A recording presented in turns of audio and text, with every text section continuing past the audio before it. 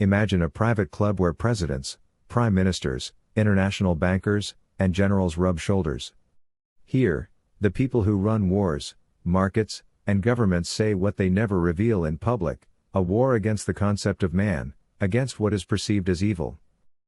Today, Steinfeld interviews Jordan, an analyst of symbolic realities. Jordan studies how people have distorted information to control minds, using symbols that affect our subconscious and manipulate consciousness. He believes that's the ultimate purpose of symbols, to manipulate consciousness. Jordan explains that symbols tell us something profound, they speak to us. A classic example, he points out, is graffiti on the walls of downtown Los Angeles. Most adults think it's just childish vandalism, but the symbols have deeper meanings. If you understand the culture behind them, you'll see they're telling you something. Symbols aren't just there to manipulate, Jordan says. They also express the basics of a society's beliefs. But once you've read and understood what they're saying, you react to it, and that reaction is manipulation. Awareness is the first step to avoid this control.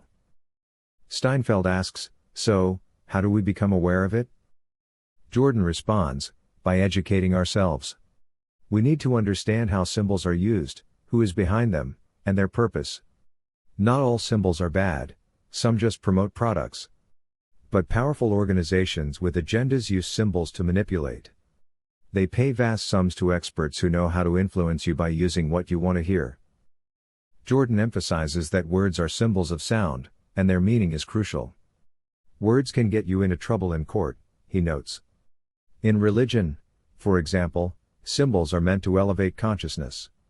However, people misinterpret these symbols as literal truths due to a lack of understanding, which gives those in control the power to keep reinforcing this misunderstanding. Steinfeld asks how to break this cycle and free people through education. Jordan answers, the knowledge I'm sharing isn't new. It's in libraries and books on the origins of Christianity, religion, and America. Wisdom is out there if you look. Maxwell shares insights about how courts and corporations operate under maritime admiralty law, the law of water. When you go to court, you're subject to this ancient law, which opens up a hidden world of symbols and meanings. In court, the judge rules from the bench.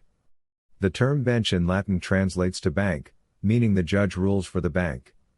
This is why judges wear black robes, representing the planet Saturn, the ancient god of law, control, and limitations, the Lord of the Rings. Jordan explains that Saturn symbolizes control and restraint, a concept deeply embedded in ancient Jewish tradition. The Jews observed Sabbath on Saturn's day, or Saturday, honoring the god who held them back. Even today, these messages are encoded into our consciousness, often without us knowing. He offers an example of understanding, which he says means standing under a subject to see its foundation. Don't just accept something, examine what it's built on.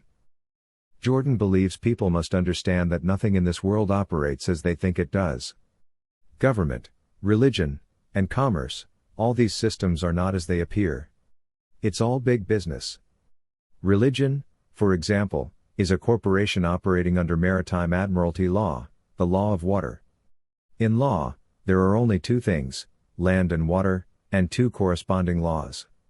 The law of the land varies by country, while the law of water is universal and much more powerful. Jordan delves into the deeper meanings of words we use daily, linking them back to ancient concepts. He reveals how our society's structure, from courts to commerce, is based on symbols and language designed to maintain control. The people need to educate themselves and realize how these symbols control their lives, he says. The conversation shifts to whether humanity can awaken from this cycle. I don't think humanity as a whole will awaken. Individuals may, but as a race, we're too distracted by entertainment and trivial pursuits. True change can only come when we educate ourselves, but as long as we're focused on sports or celebrity gossip, we won't evolve. When asked if extraterrestrials could play a role in humanity's awakening, Jordan responds, if an alien race were observing us, they'd view us as children, too immature to be approached. We're violent, reactionary, and quick to fear anything unfamiliar. A truly advanced civilization would keep their distance. The conversation winds down with Jordan urging the audience to open their minds and understand how the world operates. Governments, courts, religions, they're all part of a vast system designed to keep people in line. Knowledge of these systems is essential if we are ever to break free. Jordan concludes, the symbols of power are everywhere, even in company logos and government seals. The average person has no idea of the manipulation embedded in these symbols. But to see the truth, you must start questioning and studying for yourself. After reaching a certain subscriber count, I'll be able to unlock more YouTube features, so thank you for your support.